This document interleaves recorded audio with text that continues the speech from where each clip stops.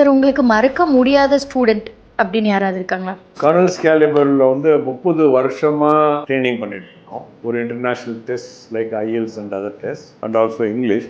அதெல்லாம் மறக்க முடியாதவங்க நிறைய பேர் இருக்காங்க.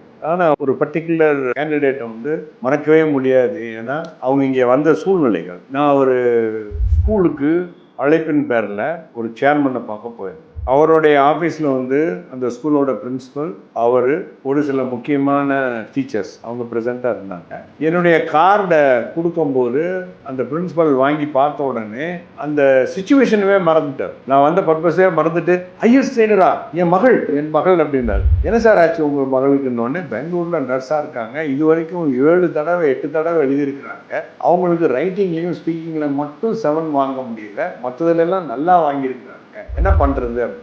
சார் கவலைப்படாதீங்க, 15 நாள் என்கிட்ட வரட்டும், இப்போ அடுத்து பேசுவோம், இந்த ஸ்கூல் விஷயத்தை பேசிட்டு கார்டை கொடுத்துட்டு அப்படியே அவரை அமைதிப்படுத்து. அப்புறம் என்னுடைய டிஸ்கஷன்லாம் முடிஞ்ச பிறகு வந்து அவர்கிட்ட சொன்னேன், தயவுசெய்து உங்கள் மகளை வர சொல்லுங்கள், எனக்கு தேவையானது மினிமம் 15 days. 15 days வந்தாங்க.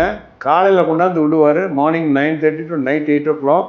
Personally I handle them. அவங்களுக்கு தேவையான grammar, usage, phonetics, idea generation, confidence building, ஒவ்வொரு டெஸ்ட்டையும் எப்படி பண்ணணும்னு சொல்லி கொடுத்த உடனே அதே அட்டெம்ப்டில் கிளியர் பண்ணி ஓவரால் 7.5 வாங்கினேன். இந்த இதை ஏன் நான் மறக்க முடியலைன்னா, தேவையில்லாமல் நிறைய பேர் கஷ்டப்படுறாங்க. நீங்கள் செய்ய வேண்டியது வந்து உங்களுக்கு என்ன தேவை, யாரால் அந்த சொல்யூஷன் கொடுக்க முடியும் அப்படிங்கிறத பார்த்து தேடல் வேண்டும். தேடல் இருந்தால் உங்களுக்கு சொல்யூஷன்ஸ் கிடைக்கும். This is one case that I really cannot சொல்யூ.